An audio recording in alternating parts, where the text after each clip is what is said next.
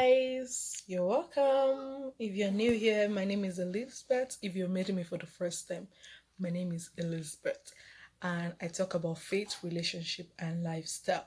If you have not subscribed, don't forget to click the subscribe button, hit the notification bell so you don't miss out on the juice and the spread of good news. Love you guys.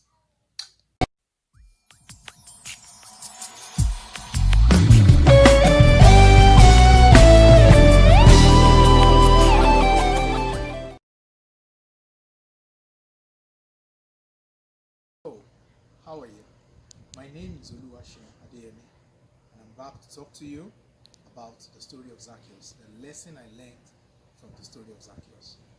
Today we're recording from our yard. It's such a beautiful day, beautiful weather. God makes all things beautiful in His own time. And I believe that today, as we share from the Word of God, as we share this lesson that I've learned from the book of Zacchaeus, is going to make your life beautiful as well. Summary of the first video about the lessons I learned from the story of Zacchaeus as recorded in the Gospel of Luke chapter 19. I said in that video that Zacchaeus, even though he was influential, even though he was wealthy, even though he was very rich, he was short in stature. Same thing with all of us. Romans chapter 3 says, all men are falling short of the glory of God. We're falling short of the standard of God. The stature of Zacchaeus was not the problem. Nevertheless, Zacchaeus was willing to leave everything to seek the Lord, to seek the one who can heal his soul. Zacchaeus was rejected by people. None of his people would even have anything to do with Zacchaeus. But deep within, even though Zacchaeus was wealthy, there was big empty. Zacchaeus was empty inside. There was emptiness inside Zacchaeus. There was this space that nothing could fill, nothing could occupy it. And I encourage you in that video, maybe you think money can fill the emptiness in your soul or in your life. Maybe you think pleasure can fill it. We learned that lesson from King Solomon in Ecclesiastes chapter 2. He tried almost everything. Nothing could satisfy other than Jesus. Zacchaeus left everything. He forgot about his status. He ran. He climbed the tree like a small boy just to catch a glimpse of Jesus. And Jesus found him. Because Jesus said he has not come for those who are righteous, for those who think they are righteous, but those who know that they are sinners. Zacchaeus knew that he was a sinner and he found God. We will continue in that same story today as I share this second lesson with you. Before I go into this lesson, permit me to read from the book of Isaiah, chapter 40, and I will read verse 27. I'm reading from the New Living Translation. It says, O Jacob, how can you say, the Lord does not see me? The Lord does not see your troubles. O Israel, how can you say, God ignores your rights? I know in times like this, with this pandemic and everything that has been going on in our world, a lot of people have been affected. You might just be one of them. A lot of people have lost loved ones. A lot of people have lost jobs. A lot of people don't even know where their next meal is going to come from. People were doing well before, couldn't meet up with their bill payments. Some couldn't meet up with their mortgage payments. They had to put their house on sale. A lot of things are happening. A lot of uncertainties and all that. People have many questions. Where is God in all of this? Why am I going through this? Maybe yours has nothing to do with the pandemic. Maybe you have other issues you've been dealing with, health issues, and what have you. And you're saying, why am I going through all this? They ask me to trust God or believe in Him. I do, and yet I'm still going through all of this. You are in the same shoe like the children of Israel that I read in Isaiah chapter 40. They said to themselves, the Lord does not see my troubles. Sometimes we also say the same thing to ourselves. The Lord does not see my troubles. Do you see what I'm going through? Am I the only one in the world? Why are all this happening to me and happening around me?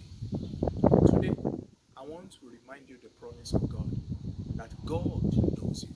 In Isaiah chapter 49, in verse 15, God was asking the children of Israel here. It says, never can a mother forget a nursing child. Can she feel no love for the child she has born? But even if that were possible, I would not forget you. See, I have written your name on the palms of my hands. Always in my mind is a picture of Jerusalem's walls in ruins. God was reaffirming his promises to the children of Israel that even if a mother could forget the baby in her hands, the nursing, a baby she's nursing, God is saying, I will never forget you. Even if that is possible, and that is possible, but God is saying, I will never forget you. And that's the word I have for you today. Let's go back to Luke chapter 19. And in verse 5, remember, Zacchaeus ran ahead of people because he was short, he couldn't see Jesus. He climbed a sycamore tree because he knew that Jesus was going to pass through that path, that he could catch a glimpse of Jesus, that he could see Jesus. Let me tell you the surprising thing in that story. In verse 5, this is when Jesus came by, he looked up at Zacchaeus and called him by name. Zacchaeus, he said, quick, come down. I must be a guest in your home today. I have some nicknames that if you call me by those names, definitely something would happen in me. I would definitely think about, oh, he must have known me in my university days or in my secondary school or wherever. It depends on the name you call me. That's the importance of name. If you are in a mall, if you are in a public place where there are probably hundreds and thousands of people, someone just call a particular name, maybe a nickname, maybe a first name, maybe your middle name that only few people know you or call you by that name, you will know immediately that there must be someone who knows me well here. And that was the story of Zacchaeus. Zacchaeus thought no one would associate with me. No one. How would Jesus even know me? Here am I, here I am, the one rejected by his own people, the one ignored by his own people, the one condemned as a sinner, the greatest of all sinners in his own time as a chief tax collector. And when Jesus got there, Jesus didn't just look up and say, young man, or short man, or something, come down here. Jesus called Zacchaeus by his name. Wow.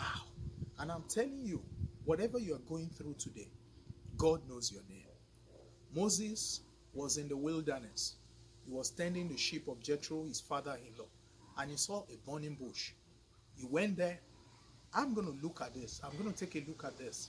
The bush, the fire was burning. The fire was on and the bush was not being consumed. As he moved forward, he heard his name, Moses, Moses. That definitely means something. It means there is a God who knows you here. There is someone who knows you, who knows what you've been through, who knows what you are going through now, the one who knows your future and who holds everything in his hands. In the book of Jeremiah chapter 1, the Lord told Jeremiah, he said, before you were formed in your mother's womb, I knew you. Before you, in Psalm 139, David said, right there, you were there in the darkness of the womb when my everything about me is being knitted together. You saw it all. You saw it all. You were there when it was all happening. Nothing is hidden from you. I am telling you that no matter what you are going through today, God knows your name. He sees you. He knows where you are.